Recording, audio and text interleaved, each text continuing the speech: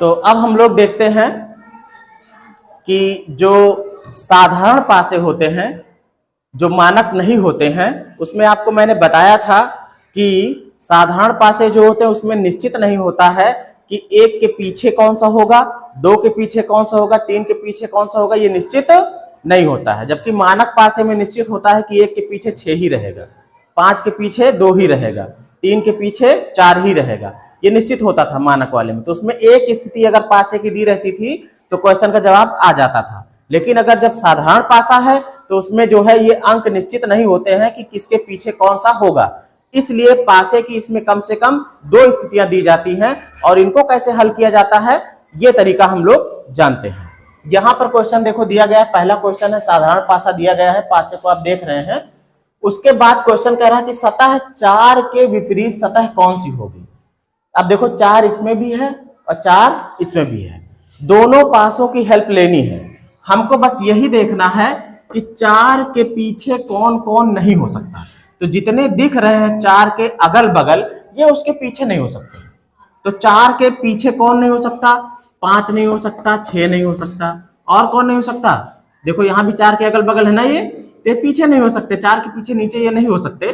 तो 2 नहीं होगा और 3 नहीं होगा, तो कुल 6 ही अंक तो होते हैं। कौन छूट रहा है इसमें, एक छूट रहा। इसका मतलब 4 के पीछे कौन है, एक है। विकल्प हमारा कौन सही हो जाएगा, तीसरा वाला।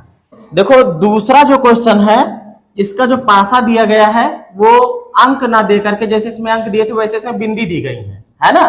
तो यहाँ पे देखो अगर 5 बिंदी है तो इसका मतलब ये 5 अंक है, एक बिंदी 1 अंक, ये 2, इसी तरीके से 5, 3 और 4 है ना।